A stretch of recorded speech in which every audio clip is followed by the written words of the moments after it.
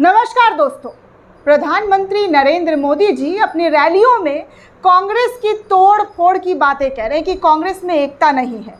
कर्नाटक से हिमाचल तक की गिनतियां गिनवा रहे हैं कि यहाँ पर पार्टी में दरार है, पार्टी में एक दूसरे को तोड़ने की कोशिश की जा रही है। नेता बनने की होड़ में सीएम कुर्सी पाने के लिए ये सब कुछ हो रहा है। लेकिन शायद प्रधानमंत्री अपनी पार्टी के बारे में बताना भूल गए, अपनी पार्टी के नेताओं के बारे में, अपनी मंत्रियों के बारे में ये बताना भूल गए कि उन्होंने अपने ही रैली में, जी हाँ, प्रधानमंत्री जी अपने ही रैली में अपने ही मंत्री को बैन करवा दिए, अपने ही मंत्री को आने से रुकवा दिया गया। क्यों, किस लिए?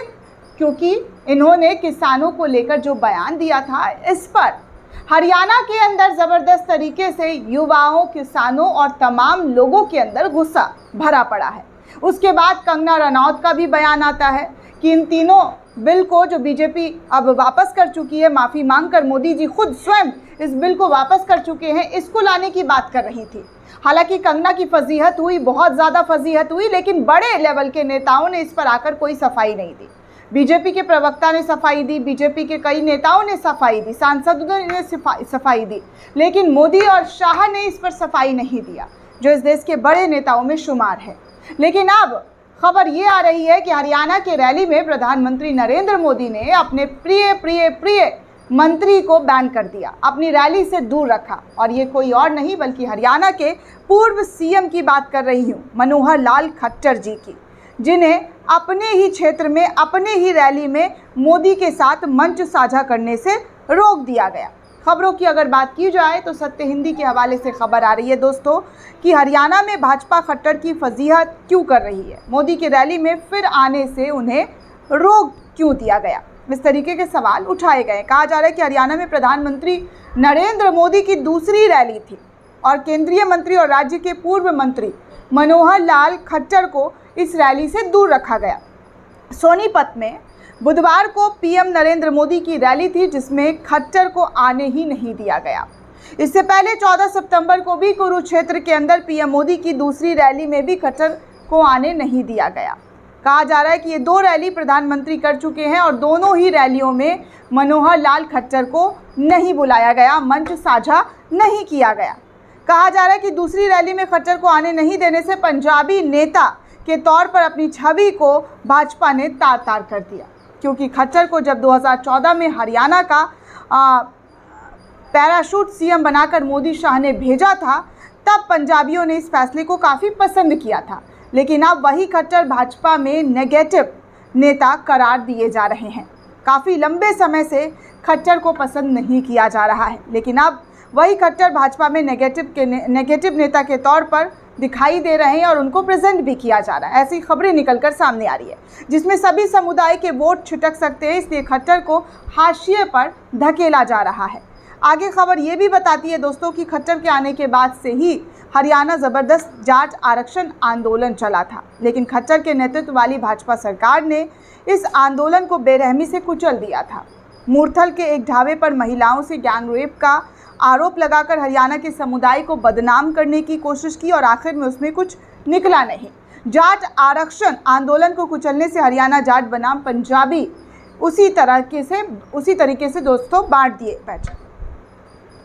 जाट आरक्षण आंदोलन को कुचलने के लिए हरियाणा जाट बनाम पंजाबी में उसी तरीके से बांट दिया गया था, जिस तरीके से प्रयोग में भाजपा ने तमाम प्रदेशों में हिंदू बनाम मुसलमानों को बांटने का काम किया। यूपी, असम, एमपी, राजस्थान के सीएम और भाजपा नेता हिंदू मुसलमान की खाई को बढ़ाने में कामयाब हो रहे हैं। भाजपा शासित राज्यों में समुदायों को बांटने की राजनीति आज भी लगातार जारी है। प्रदेश भाजपा के नेताओं का कहना है कि बीजेपी गैर जाट, पिछड़े और पंजाबी वोटों को जीतने के लिए पूरी तरीके से ताकत लगा रही है कि इस बार हरियाणा में उनकी सरकार ही बने। उनका मानना है कि वो अभी भी बीजेपी के एकजुट नेताओं को एक साथ लाकर चुनाव जीत सकते हैं, जैसे कि वो 2014, 2019 में भी उन्होंने जीत हासिल की। लेकिन खट्टर को लेकर पंजाबियों, पिछड़ों और अन्य गैर जाट बिरादरियों में इसकी नकारात्मक लगातार बढ़ती जा रही है, जिसकी वजह से खट्टर का दबदबा, खट्टर का रुतबा अपने ही गढ़ में कम हो गया है। मोदी शाह इस बात को पहले ही भाप गए थे। उन्होंने हरियाणा में चुनाव की घोषणा से पहले ही खट्टर को सीएम के पद से हटा दिया है।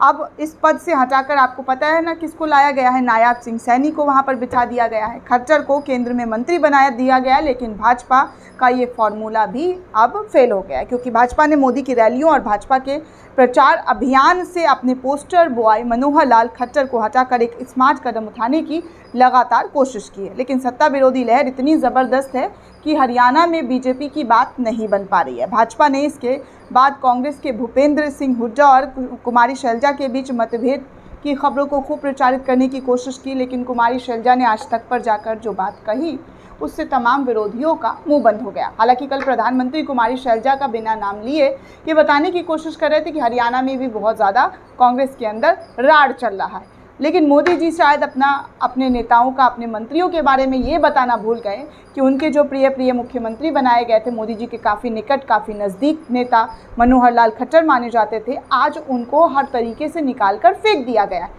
इनफैक्ट पोस्टरों में भी मनोहर लाल खट्टर की तस्वीर नहीं दिख रही है दोस्तों। तो आप समझ सकते हैं कि हरियाणा में कितनी बीजेपी फूंक फूंक कर कदम रखती हुई नज़र आ रही है।